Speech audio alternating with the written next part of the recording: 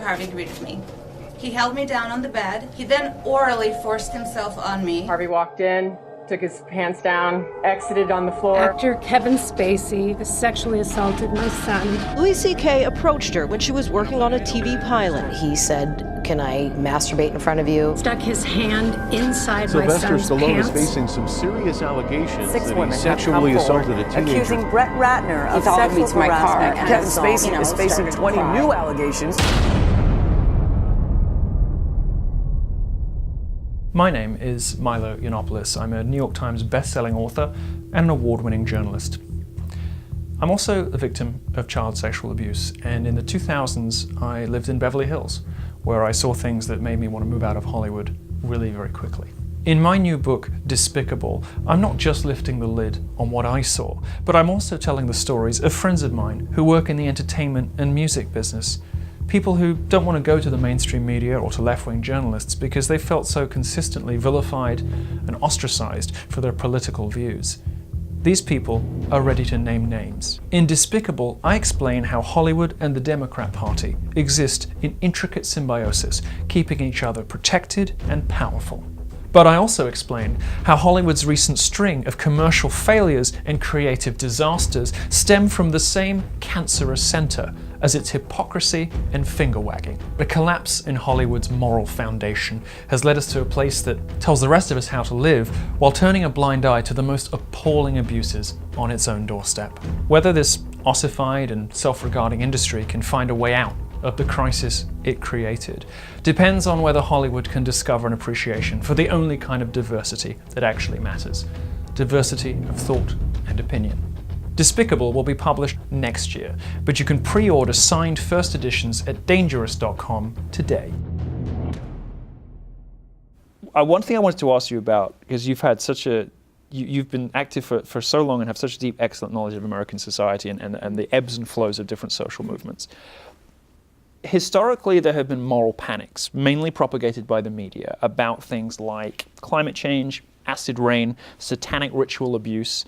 It occurs to DDT in the crops. It occurs to me that the panic about this supposed outbreak of white supremacy in the United States and anti-Semitism is a similar kind of moral panic, cooked up by journalists who wish it were kind way of looking at it. Okay. Anybody who uses the phrase white supremacy to describe America needs to be in a loony bin. Right. This is so detached from any reality. This is the most tolerant, inclusive country in the world. Certainly with large minority populations. It's just the escalation of the term racist to be applied to anybody who disagrees with you if you're a leftist. But it is a fever pitch in a way that racism was always used as an element in their toolkit to scare people and to intimidate. But this is now a full-scale moral panic. The left is malignant. Yeah, but there's panic is something that overcomes you and you can't control it. They work themselves into the panic because it's it's not going to be effective anymore. They've run out their string on this. I mean, who could take white supremacy seriously except a CNN anchor? I think it's true. It's interesting when allegations are thrown at people like Steve Bannon, who's speaking at the weekend, this weekend, Donald Trump, all of us really. People who've done nothing ever to indicate that we even are slightly prejudicial on the basis of any personal characteristic.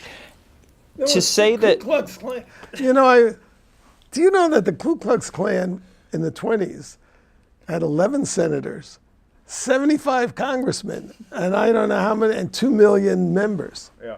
Now, there's not a one. Like 400 of them or something. Exactly. Yeah. Well, if there's 5,000 in a country of 300 million. Who cares, And Richard Spencer this guy Richard, well, of course, but this guy Richard Spencer, the best he can do is marshal like 1,000 people. After months of planning.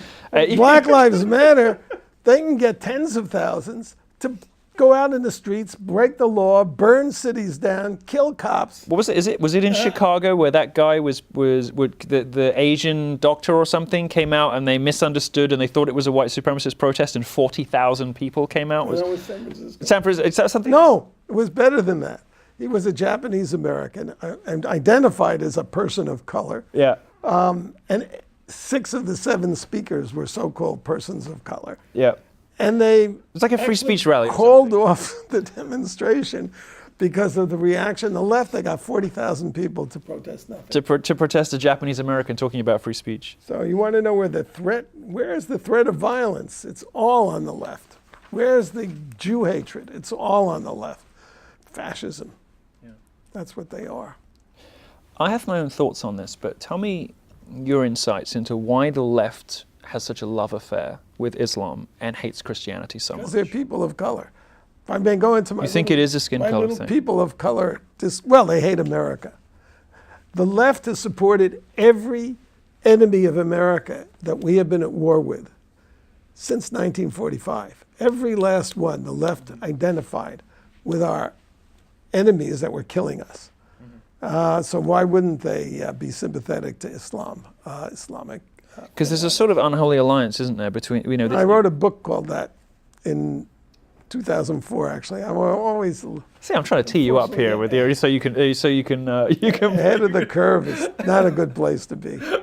But yeah, people of color. There is no such thing.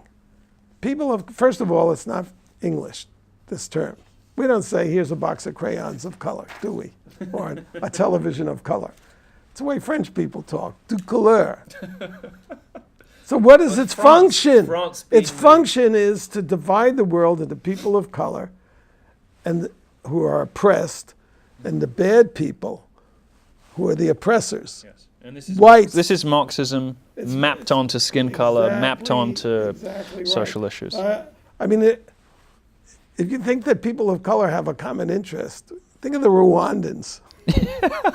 You know, because I could speak a little to this. Or Pakistanis in India. It's like LGBT, right? This leftist group, this glob of people who hate each other, who have a lobby, and the lobbies are always run by one of the L, the G, the B, or the T at any one time. Because they can't stand each other, so they can only advocate for one of their interests at once. So it's gay men in the '60s with Stonewall. Then it becomes in the '80s, '90s, and the 2000s, lesbians run everything, and now it's the trans lobby because they have to take turns because they hate each other and they don't want to be in the same room as one another. I mean, gay men and lesbians can't stand each other. Talk about your 1%ers. Right? It's like everybody has to have a turn running the gay movement because they actually have nothing in common. And in many cases, what they're advocating for is directly against the interests of one of the other ones in the group.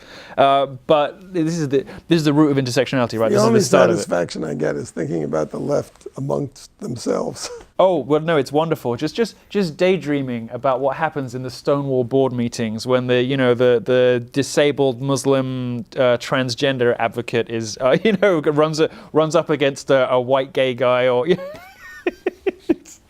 It's great. It's absolutely great.